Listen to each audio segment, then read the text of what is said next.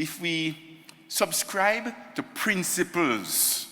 And David Mullings, I would say, of all the people in the world, now, listen to this, that I've spoken to, that who has said, I'd like to learn what you do. David Mullings, I see him all over the world, is the one who is the most loyal in terms of following the recipe, period. He can finish my sentences, and I congratulate David for being such a believer in me, actually. In emerging markets. My long-term vision for SMEs? Well, every country started off as a S. Every company started off as an S, right? Then it would graduate to be an M. So we all will always have SMEs. And SMEs, actually, a lot of the principles that you saw projected on the screen, and I spoke about, were principles that were codified because I looked at SMEs. Because the SMEs, they are pure. You are pure. You have all of the principles that we spoke about in terms, even the human qualities. You have them. So you see, we can learn from SMEs, so all of what I've spoke about were derived from SMEs. But here's the problem. Success begets what? Complacency begets failure. So you graduate from an S, you go to M, and you become a nice, successful organization, and then you stop doing the things that made you a success. Yes. So then the killer shark chomp at your head. All right. Mr. Mullings, what types of investment opportunities are currently available for retail investors in the Caribbean, and which sectors are showing the most growth potential? Wow, that's an interesting question. On the retail investor side, we can look at what's listed on the Jamaica Stock Exchange, junior market, social stock exchange, main market. Obviously, we have tourism. When you look at some of the companies, there are not as many as we would think. Financial services is a huge opportunity that's available. We have lots of options that are publicly traded. But the market has gotten a lot deeper. Right? We have over 100 securities listed now. So if you want to invest in consumer packaged goods, manufacturing, energy, infrastructure, Trans-Jamaica Highway, for example, I think there are a wide range of opportunities. But again, as Mike would say, you need access. There are things that are not yet public. So you shouldn't be only looking at what is already public. Right? The person who makes the most money in IPO is the person who sells their shares. Okay. You don't want to only buy in an IPO. You want to find a way to buy into something that's private. One option I do think is overlooked is actually PJX that's listed on the Jamaica Stock Exchange. Portland Private Equity has a vehicle that has invested in private companies right now. But PJX has a sleeve that's actually listed. And you can buy shares in that as a retail investor that owns shares of private companies doing some big things across the region. And I think we need to look for more of those opportunities, not just the real estate deals and the ones that are listed. Okay. All righty. Mr. Michael Leachin, in terms of sustainability, and social responsibility, how important is it for SMEs to integrate sustainability and social responsibility into their business models, and what practical steps can they take to achieve this? Well, at the end of the day, when you build a business, you're thinking long term. You're thinking that you want to make sure it is relevant over the long run to customers. You have to think, what are the important things that your customers will want, will demand? So you have to be thinking corporate social responsibility. You must. Yes. And by the way, it shouldn't be something that is a marketing gimmick. Because remember, we started out, David said it, I want to live my life today based on what I write on my obituary. Yeah. Right? So I think, I said also that what will power you through your pockets of business, of life, is when you're driven by a passion. So it's important to make sure your business has a passion that aligns with staff. So there's alignment of passion values between staff and the business, and also the business and the consumer. All right. And Mr. Mullings, how does the regulatory environment in the Caribbean affect investment opportunities? And what changes would you like to see to make the region more attractive to retail investors? I love that one because I'm going to talk to all my fellow pension nerds out here, and I would big up Sanya Goff, the current president, Pension Association of Jamaica. We need to change our pension laws, and thankfully pension reform is coming, and I've gotten to see what is coming next. Jamaica is interested in that no more than 10%, I believe, of your pension assets can be invested in foreign investments. So imagine that you're saying 90% of your money has to be invested in Jamaican dollars since 1962, and we've seen what the Jamaican dollar has done. You didn't allow them to diversify outside of Jamaica. We need to allow people to have invested in Amazon and Facebook and Berkshire Hathaway. Why can't I easily invest there? So they're going to change that. It's going to move to 20%. So we're going to double what we're allowed to invest in overseas. And in fact, we should allow them to do more. You should allow a pension fund manager in Jamaica to invest in whatever they want to invest in that allows them to get the best return for their people. When you look at what CalPERS and CalSTRS do, and we look at the pension funds in Canada, I can tell you, they get to invest all over the place. They're invested in timber, they're invested in real estate, they're invested in private equity, in hedge funds, in venture capital. I can't name a single pension fund in Jamaica that's allowed to do that. So they've missed out on all of those returns, which means our teachers who have pensions, our firefighters, our doctors, tourism workers, you've missed out.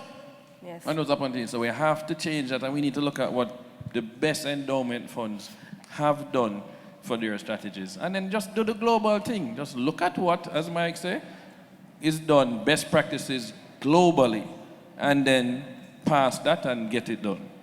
All right. I have a tough question. To your right. Let me just raise my hand. It's Paul Simpson. Right? So the market has gone through 2.5 years of tough times. What is your mindset in getting through these 2.5 years?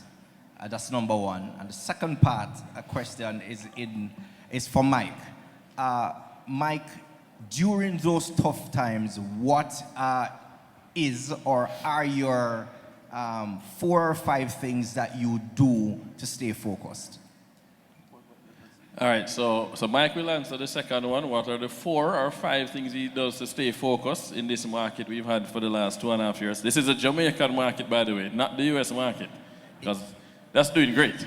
Easy question. Right, so mine is easy. What do I do? The last 2.5 years, the Jamaica Stock Exchange has not been the best performing stock exchange in the whole world. So how I look at it is simple. Warren Buffett would say, things are on sale. Great businesses are on sale in Jamaica today. So I'm buying, and I will keep buying. We bought last week, I will buy next week, and I will keep buying. As long as you keep pushing down the price of really good companies, domiciled in strong long-term growth industries, we will be a buyer. Just look for good companies. Right? Warren Buffett will tell you, if the business is good, the stock will eventually follow. I need to decide, is this temporary or is this permanent? I don't think what most of these businesses are experiencing is permanent. So we're going to buy all day, all week. Hopefully you guys recognize the value that is in Jamaica. Trinidadians we've spoken to have told us they don't understand why the Jamaica Stock Exchange is doing so poorly. They don't understand it because in Jamaica we have moved our debt to GDP ratio from 144% to 72%. We've cut it in half. In 10 years, we've passed a law and it has to go down to 60%. In October of 2023, Jamaica issued debt in Jamaican dollars to foreign investors for the first time since 1962, since independence. Jamaica then gets upgraded by Moody's. A few weeks later, the United States of America gets downgraded by Moody's because their debt to GDP ratio is going in the wrong direction. and Jamaican stocks are not moving, that's a good thing that capital is cheaper. Why are we doing this to our businesses? So I love it. We're buying everything that's on sale. That's great. Mikey, don't get away from that question. What is Repeat. is your mantra? What is your process for getting through tough markets? Okay. Again, you know, the investing, there are many commonalities between investing and just living. And one of the lessons I learned early in life was that has got me through many aspects of life is the Chinese definition of the word crisis. Who knows that, what it is? Crisis equals danger plus opportunity. Don't forget that. When there's a crisis, how do you feel? You feel bad. You feel like running. You feel like puking, right? Because you know why? You're focused on the first component part of the word crisis, the danger component. But there's another component, the opportunity component. So when there's a crisis, you're going to feel bad. You're going to feel like running. You're going to feel like puking. But then that's when you say, oh my gosh, I have to calm myself down. Take a deep breath. Sleep on it. And I'm now just going to go to my dining table, my kitchen table, and start writing out all the opportunities that are being presented by the crisis. Okay? Crisis equals danger plus opportunity. Look for the opportunities. Every single successful people. But by the way, Jeff Bezos, Amazon was started went through the crisis of 2000. Right? Right? But in persevere. Right? And by the way, wealth is created when you buy.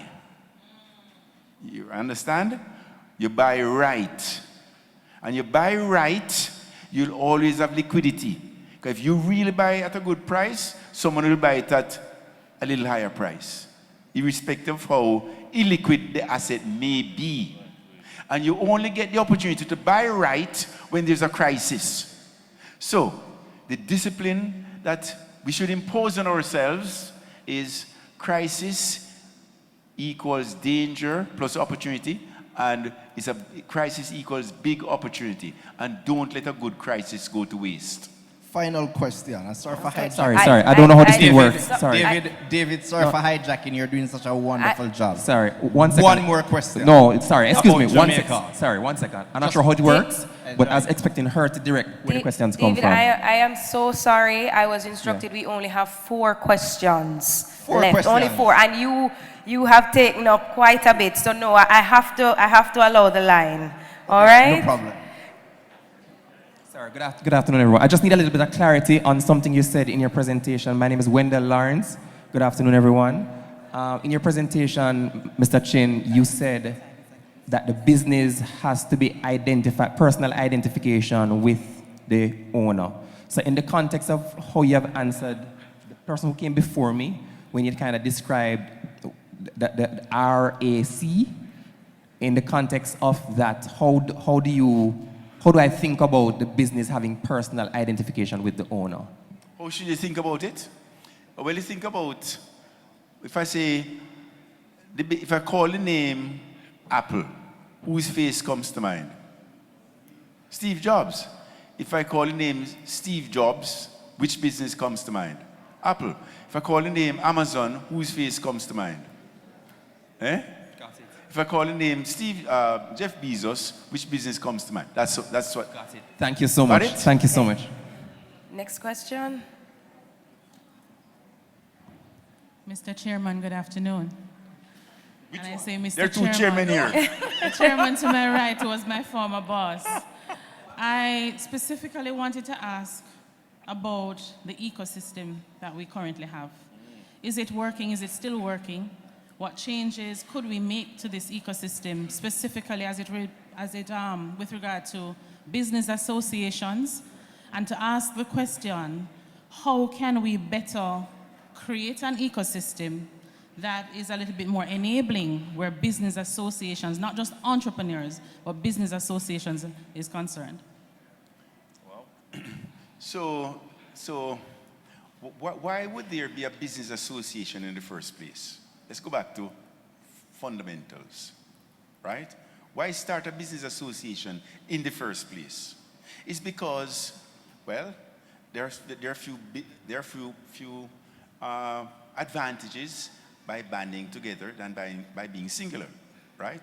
Number one, you can learn from each other, right? So we have to make sure that today business associations are learning, they provide the opportunity to cross-pollinate learnings, right? Number two, you have more strength in numbers for lobbying.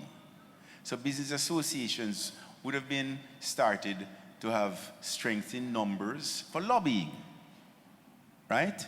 Number three, business association would have been started in the first place to provide networking, right? Because each business may be in one area, but they can refer you to, when you associate with others, you become friends and they refer you to other customers. So those are some of the primary reasons for a business association to have been started in the first place. So today, it's now easy to morph away from those fundamental reasons, and you just get association and those fundamental, elemental reasons for being are lost, right? So we just have to make sure we remember why we're here, and those are three of the top three reasons that I'm thinking of just off the top of my head, and we really have to periodically review to see whether or not what is natural as gravity we have fallen prey of. The business associations today have fallen prey of, which is success begets complacency, begets failure, right? We therefore have to go back to our original reason for being, the values and attitude that we had when we were successful, right? So we make sure that as we progress, those same values, attitude, standards, reason for being are relevant. With 120 women in this association, would NC be open to partnering with such an association? What's it? So 120 women are in your business association. And that is Jamaica alone. So are you referring to, is the question, your association, you have an association? Yes, the Women Entrepreneurs Network of the Caribbean. 100%. NCB would be 100% interested. You know why? Because it goes back to our mantra. What's our mantra? Building a better Building Jamaica. a better Jamaica. So, viewed through that lens, would we be uplifting, encouraging, building a better Jamaica by being associated with 120 entrepreneurs? Would we? Yes. So, what's the answer? Yes. Yes. Thank you very much. All right. Next question. Hi, my name is Travis McDonald. It's one question, but I would love for both of them to answer. Is that possible? All right. So what would you say are your best practices when seeking the right investor? When seeking the right investor, what are your best practices when seeking the right investor? So I have an MBA in marketing and international business. So I was taught to identify your primary target market. We call it customer avatar. Who, right? Toyota doesn't market to the same person as Ferrari. Target is not trying to get Walmart investors or buyers. So who, I need to know first. That means I want to raise money for my kind of business from people who actually are angel investors and have invested in business like mine before and are smart money. They can open doors to help that business scale. These are not people that are going to ask you what is the ROI of investing in this startup, and then after they put the $10,000 in there, they round it every single month, every week, and say, but this thing not going nowhere yet. You're an angel investor. So go to where the buyers already are. And I think most people make that mistake. They try to sell everybody and ask everybody to give them money just because the people have money, just because they call themselves an angel investor. No. Go to your primary target market. They already write checks, they've invested in companies, and they understand that it's not up and to the right, we're going to hit your pockets. And they're going to be willing to help you, not hurt you. So, the question is, what are the qualities one should look for in the right investor? Again, I like to zoom out a little bit and not just think about investing, but zoom out to the qualities that you want in a partner, right? That's a little bit more zoomed out. Any partner. An investor is a partner. So it's more, I'm now genericizing your question. So, in a partner, the qualities one should consider looking for in any partner, whether it's your spouse, your friend, a board member, an investor, same thing, are, number one, there should be, if you want to find people with integrity, first thing. So you have to vet for integrity. You want to find people who make decisions based on intelligence, not might is right. Me richer than you, so shut up. Or me are the man, shut up. You want to find someone who makes decisions based on intelligent reasoning. The third quality that you're looking for in any relationship that you want to be long-term sustainable is that there must be passion in the relationship. And fourthly, there must be alignment. Okay? So when you have those four qualities, you have set the stage for a long-term relationship. Now, if that is on the contrary, think about all those relationships that you have had that were long-term sustainable. I'm sure they have all of those four qualities. Am I right? But no, we have just codified them. Right? We have now just codified what those qualities are. And think of those relationships that have not worked. Just one of the four had to be absent, and the relationship wouldn't work. Okay? Does that answer your question?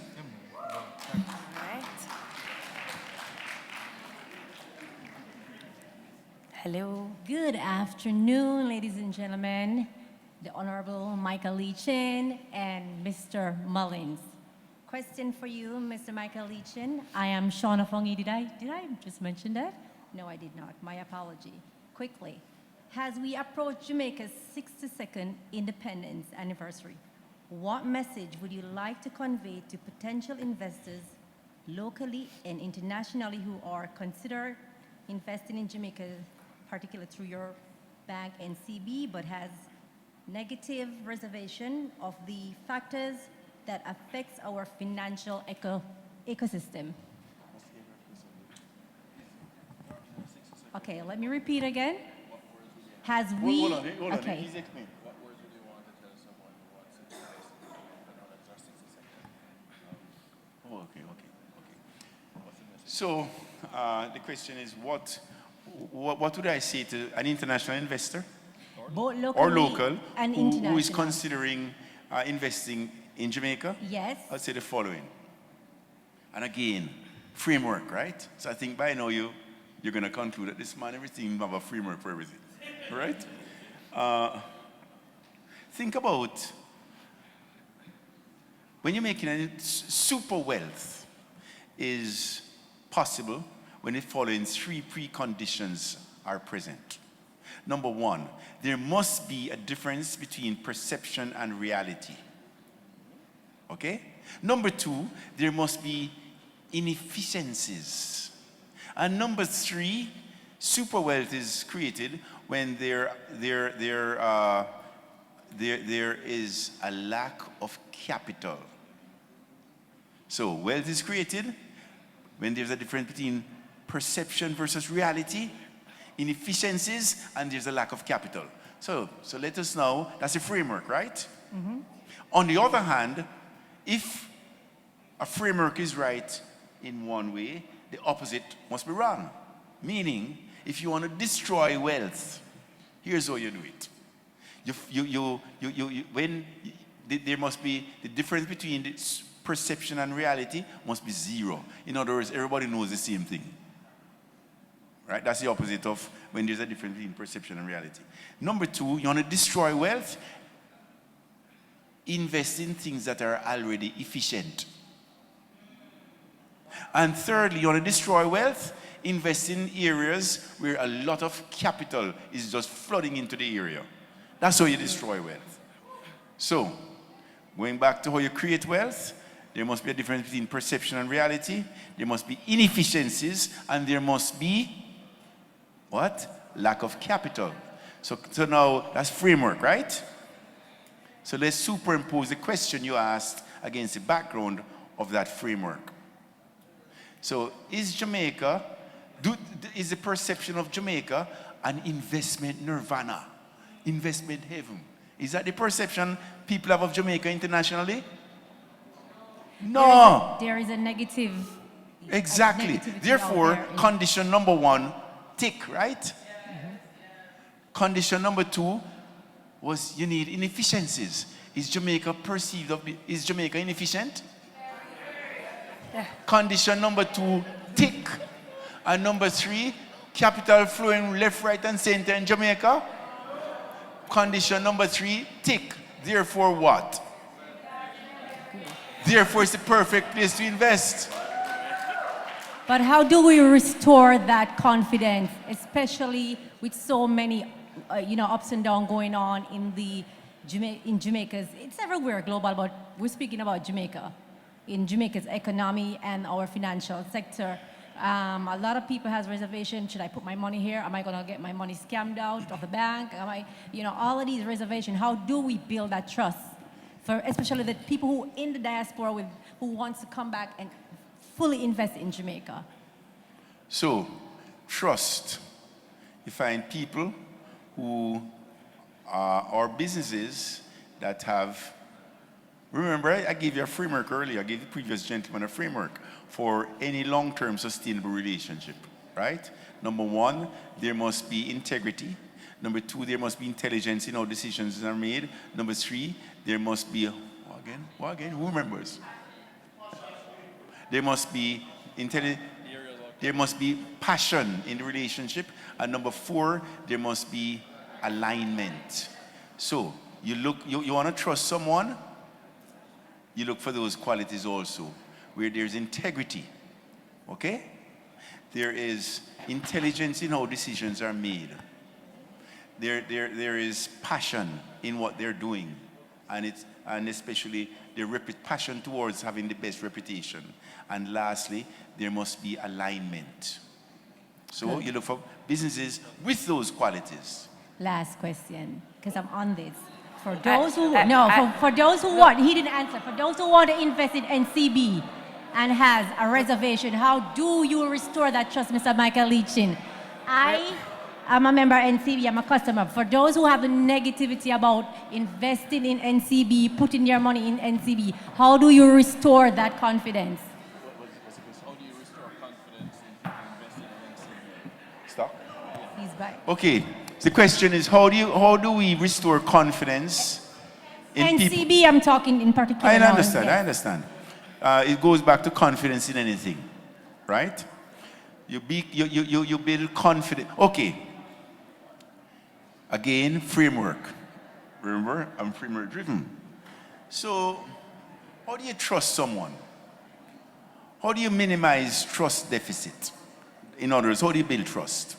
You build trust by doing three things. Framework now, right? Number one, you do a project together. You can't build trust unless you do a project together. Number two, each party doing the project should realize that the only reason why that person is doing the project with you and you're doing the project with that person is because that person wants to make you the best version of yourself.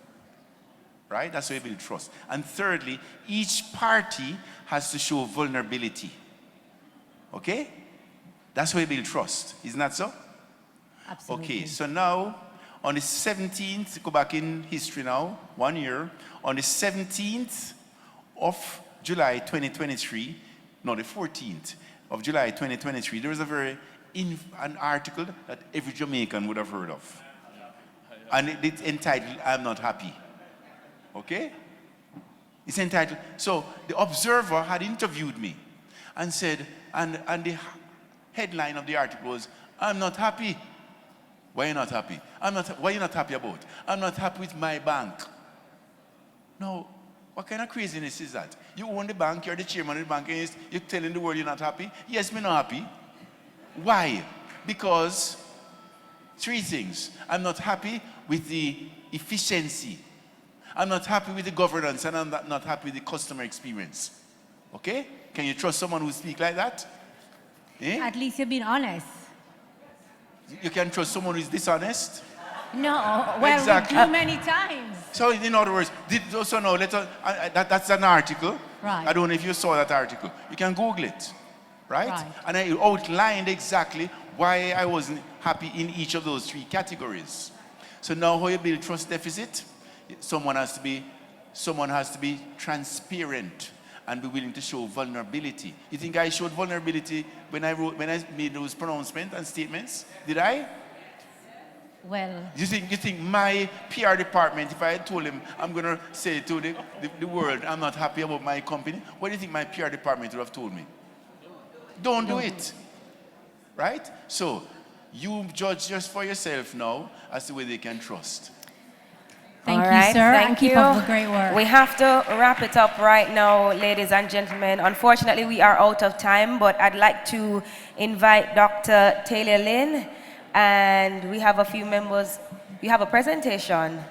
Dr. Lynn, from the NCB Foundation? NCB Foundation. Okay.